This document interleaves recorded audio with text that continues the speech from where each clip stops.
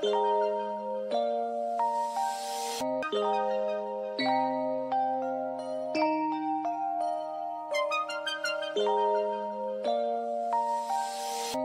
ఓం. కనిపించేదంతా తాత్కాలికం, కనపడిందంతా శాశ్వతం అనే సత్యాన్ని గురించి వివరంగా తెలుసుకుందాం. ఇప్పుడు ఏది కూడా మనకు కనిపించేదంతా కూడా తాత్కాలికం. సత్య దృష్టితో చూడగలిగితే మనకు కనిపించేదంతా తాత్కాలికం. ఈ కనిపించేదానికి కనిపించింది ఆధారభూతమవుతుంది.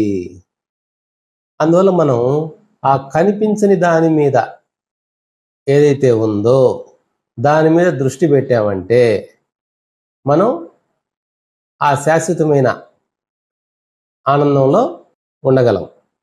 అలా కాకుండా ఈ కనిపించే వాటి మీదే మన దృష్టి ఉండిందంటే మన ఆనందం అంతా కూడా తాత్కాలికం. ఇప్పుడు ఉదాహరణకి ఒక చెట్టు తీసుకోండి. చెట్టుకి ఆధారభూతమైంది ఏంటి? చెట్టు యొక్క వ్రేళ్ళు. ఆ వ్రేళ్ళు కనిపించవు, చెట్టు మాత్రమే కనిపిస్తుంది. చెట్టు పచ్చగా ఉంది, పూలు బాగున్నాయి, చక్కగా అందంగా ఉన్నాయి, అలాగే మంచి పండ్లు ఇస్తున్నాయి, ఇవన్నీ కనిపిస్తున్నాయి. కానీ చెట్టుకి ఆధారభూతమైన వేళ్ళు అనేది కనిపించింది. అంటే ఈ చెట్టుకి ఇంత అందంగా పూలు కాయడం అయితేనేమి, అలాగే పండ్లు కాయడం అయితేనేమి, ఇవన్నీ కూడా మనకు ఉపయోగకరంగా ఉన్నాయనంటే దీనికి ఆధారభూతం ఈ చెట్టుకి వ్రేళ్ళు అని మనం గమనించగలుగుతుండాలి, ఆ దృష్టితో చూడగలగాలి.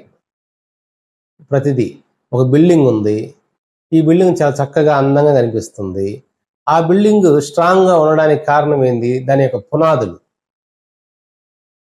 లోతుగా తీసారా లేదా, అది స్ట్రాంగ్గా ఉందా లేదా అన్నది గ్రహించాం. అందంగా ఉందని మాత్రమే చూస్తుంటాం. అలాగే ప్రతిదీ ఏదైనా వ్యక్తుల విషయంలో అయినా అంతే. ఇప్పుడు రీసెంట్గా ఆ ఓటర్స్కి అంతా కూడా డబ్బులు పంచుతున్నారు.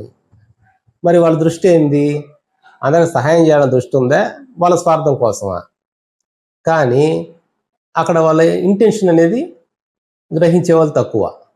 వాళ్ళ ఇంటెన్షన్ ఏంది? వాళ్ళ స్వార్థంతో వాళ్ళు పంచుతున్నారు, వాళ్ళ గెలుపు కోసం. అందువల్ల మనం కనిపించిన దాని విషయం మీద దృష్టి పెడితే వాళ్ళు మన కోసం ఇస్తున్నారా, వాళ్ళ కోసం ఇస్తున్నారా అన్నది అప్పుడు మనకి సత్యం అనేది తేటతెల్లం అవుతుంటుంది. అలాగే ఇంకా ఉదాహరణ చెప్పాలంటే, ఒక గురువు దగ్గరికి ఒక శిష్యుడు వచ్చాడట. స్వామి, నేను ఒక పుస్తకం రాశాను, ఆ పుస్తకం మీకు నచ్చితే ఇక్కడ గ్రంథాలయంలో పెట్టండి, మిగతా శిష్యులు వాళ్ళు చదువుకుంటారు అని. సరే, నా గురువు గారు చదివి ఆ పుస్తకం అది ఇంకా ఉన్నతంగా రాయాలి అని అనిపించి, ఇట్లా అంటారా రాసేది వెధవా అది ఇది అని చెప్పి అతను తిడతాడు. ఇంతకాలం నా దగ్గర శిష్యరికం చేసావు, ఇంకా నువ్వు నీ యొక్క దృష్టి ఇంకా మారలేదు కాబట్టి చెత్తగా ఉంది, అది ఇదేని తిడతారు. కాబట్టి నువ్వు ఇంకా శుభ్రంగా రాయాలని అతనికి బాధేస్తుంది. నేను కష్టపడి రాసుకొచ్చాను, గురువు గారు ఎట్లా అన్నారే అని. తర్వాత ఆ గురువు గారి భార్య చూసి అతను బాధపడుతున్నాడు కదా అని, అదేం లేదు, ఆ పుస్తకం నేను లైబ్రరీలో పెడతానులే, నువ్వేం బాధపడద్దు అని చెప్పి తీసుకుంటుంది. ఆ శిష్యుడు బయలుదేరిన తర్వాత, ఎందుకు అట్లా అరవడం, ఆ పుస్తకం తీసుకెళ్ళి రేపు ఉదయం భోగి మంటలో వేస్తానులే నేను, ఆయన్ని బాధ పెట్టడం ఎందుకు అంటది. శిష్యుడు ఏమనుకుంటాడు, గురువు గారి కన్నా గురువు గారి భార్య ఎంతో మంచిది, ఆమె తీసుకుని లైబ్రరీలో పెడతా అన్నది అని అంటాడు. కానీ అక్కడ గురువు గారి ఉద్దేశం ఏంటి?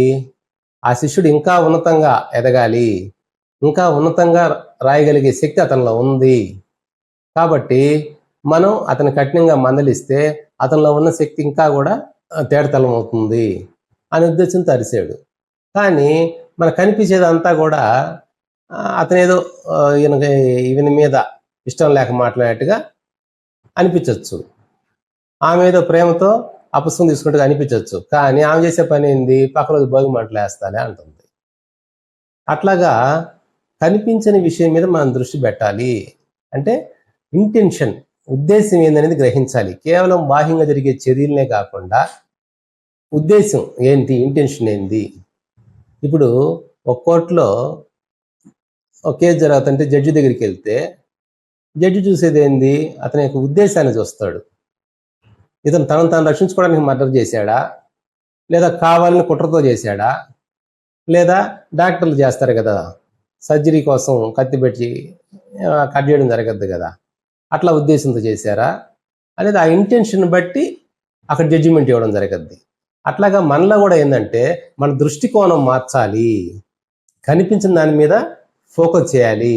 అంటే ఆ ఇంటెన్షన్ మీద, పరిస్థితుల వ్యవహారంలో అయితే ఇంటెన్షన్ ఏందనేది గ్రహించాలి.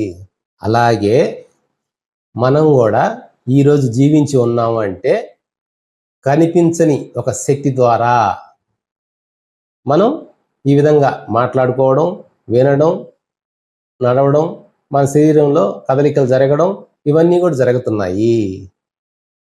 ఆ శరీరానికి ఆధారభూతమైన శక్తి ఏంది అని గ్రహించగలగాలి.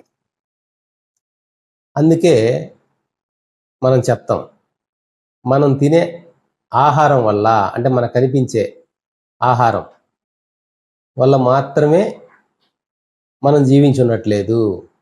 మనం తీసుకునే ఆహారం జీర్ణం కావాలన్నా, సర్క్యులేషన్ కావాలన్నా కూడా అన్ని అవయవాలకి ఇదంతా, ఈ చర్య అంతా జరుగుతూ ఉంది. దేని వల్ల జరుగుతుంది?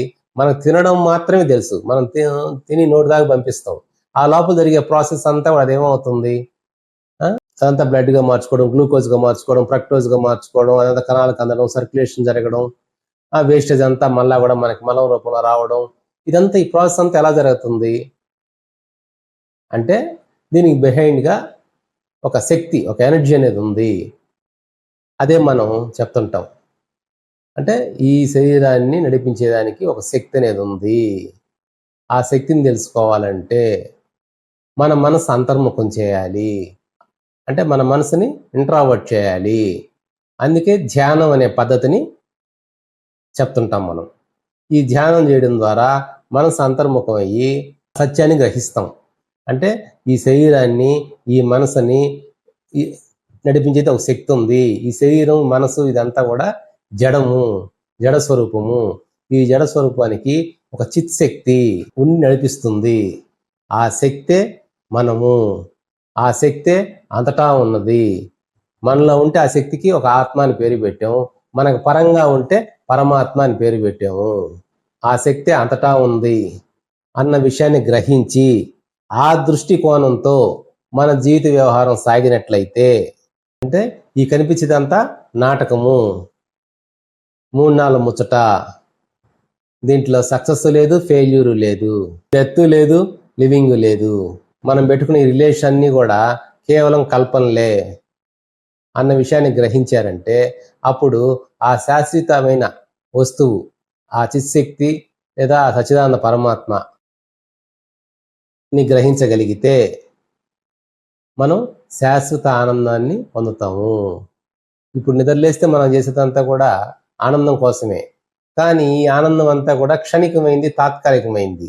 ఎందుకంటే కనిపించే వస్తువులన్నీ మనకు కావాలనుకోవడం, కనిపించేవన్నీ పనులన్నీ చేయాలనుకోవడం, వీటిలో మాత్రం మన మనసు తిరుగుతూ ఉంది. కాబట్టి ఈ కనిపించే వాటికి ఆధారభూతమైంది కనిపించింది, అది శాశ్వతం, ఈ కనిపించే తాత్కాలికం అని మనం ఈ ధ్యానం చేయడం ద్వారా, మనసుని అంతర్ముఖం చేయడం ద్వారా గ్రహించగలుగుతాము. అలాగే మన దైనందిన జీవితంలో వ్యవహారంలో కూడా ప్రతిదానికి ఇందాక మనం ముందుగా చెప్పుకున్నట్లుగా ఉదాహరణలకి దాని యొక్క ఇంటెన్షన్ ఏంది అనే దాని మీద మన దృష్టి అలవడుతుంది. అప్పుడు మనం నిర్ణయాలు కూడా సులభంగా, చక్కగా మంచి నిర్ణయాలు తీసుకోగలం. చక్కని పరిష్కార మార్గాల్ని ధర్మబద్ధంగా, హేతుబద్ధంగా ఉండే విధంగా పరిశీలించుకోగలం.